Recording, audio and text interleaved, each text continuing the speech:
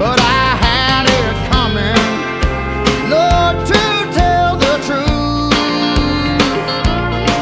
For acting 10 feet tall and bulletproof. Good evening, everybody. How are you doing tonight? Wonderful, I hope. I am doing fine after a strange 24 hours. But everything is going good and the crypto is going crazy. So that's all right also. Yeah, I had something happen about this time yesterday night, and it was all my fault. It was all my fault. I got nobody to blame but me. Falls off. It falls off. It falls the fuck off. Because I had some telephone issues, some cell phone issues with my iPhone 11. And I've been having these screen issues, well, quite frankly, since I had it last Thanksgiving, where the touch screen would freeze. And the first time I took it to the Apple store, they went, "Oh, just do this." Did a little soft boot, it came back up, and they told me it was because there was one of the apps that I had on my phone had an issue with the most current update. So when it happened again last night, that's exactly what I thought the problem was. Nope, that was not the problem. And first of all, before I get too far into this story, let me throw a special shout out to a couple of Chico Army members who are evidently a hell of a lot more versed in the workings of an Apple phone than I am, and tried to walk me through this and that and this and that and this and that, and nothing worked. So basically, the consensus opinion was, hey, just take it to go see the experts tomorrow. Well, the Apple stores are closed because they're scared of COVID. The recommended place that they told me to go, I went in, even though I was an hour before the first scheduled appointment. I was there at 9:59. They opened at 10, and they somehow couldn't squeeze me in. Okay. So I ended up going to my service provider's fix-it shop, and well, turned out to be all they needed to do was replace the touch screen. Now, I tell you all that to tell you this. When I say it's all my fault, whenever you scan your two-factor authentication, I use Google Authenticator. Other people have suggested other ones. I haven't tried them out. I'm familiar with this one, and up until last night, everything was cool. Now, bad guys, just so you know, this is not mine. This one was a picture I found on the internet. But one thing I want you to pay attention to what it says right here. Please save this code to recover 2FA in the future.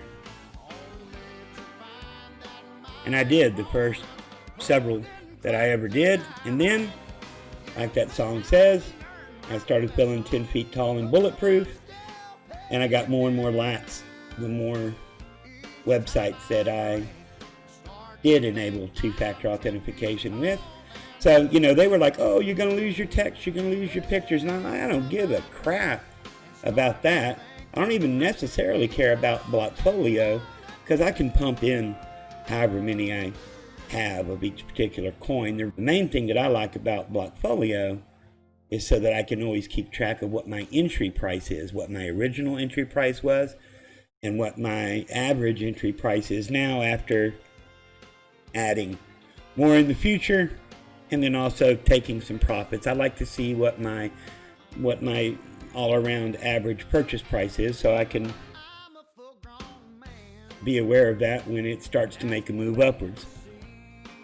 I was concerned about this. Now again, if I would have lost this, it wouldn't have been that big of a deal. I would have had to contact every single exchange and tell them, "Oh, I got a new phone." And sometimes that's a son of a bitch, and sometimes it's real easy. Depends on how well they communicate with you. It's almost like reading those terms of service whenever you add an app or that. We just click right through it, right? It's those easy things, those everyday things that sometimes bite us in the ass. These things, the everyday things, the everyday American things, the 99-cent things, that when you suddenly have to be afraid of them, strike at the center of our equilibrium.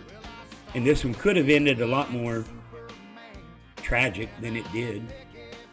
This one only cost me about 19 hours of the last 24 in kind of heightened freak-outedness for no reason, really. Just I was on edge. I was pissed at myself, number one, and I was pissed at the phone. But hey, screen's replaced, everything's good. I shouldn't have let myself get that worked up. However, when it says save this code, do that. Take yourself a screenshot, email it to yourself, print it out, put it in your book with your other codes, but keep this, and it will save you a lot of stress that I went through in the last 24 hours. All right? Now, if you're not using this as your two-factor authentication, if you're not using Google Authenticator or whatever the other one was, if you're using email as your other two-factor authentication, okay, number one, slap yourself across the face as hard as you can. One time. Do it again. Now, stop doing that. Stop doing email. Email is the most insecure way to be maintaining your crypto. If your email is your two-factor authentication, you need to wake the fuck up. You need to get your head out of your ass. You need to start doing this right. Now, I guess a good follow-up to this episode would be, what are the most secure email providers?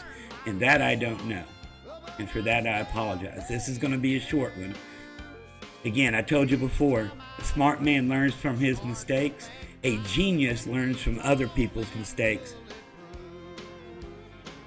Choose to be a genius, man. You don't need the kind of heartache and stress that I had over this. All right? All right, but everything is cool now. So you guys rock on. Have a good night. We'll talk to you next time. Vaya con huevos. Bye-bye. I promised Sears I would tell this story on stage every night until the lawsuit settled. I had my van down in Savannah, Georgia. I didn't like the way the tires were wearing on it. I took the van to Sears Automotive, a trusted name in automotive service.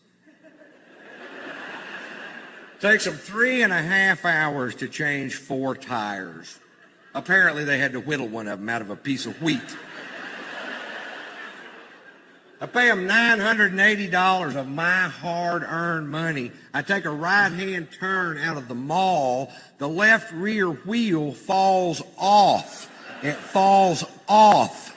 It falls the fuck off. Turning my van into a tripod, spinning me into a dimension of pissed off I have never been in before in my life. This guy was a tire guy. That's all he did. He didn't some days work on transmissions. He was a tire guy. Sears, I found out later, had sent him to tire college for 3 days. Well, apparently he was sick on Lug Nut Day.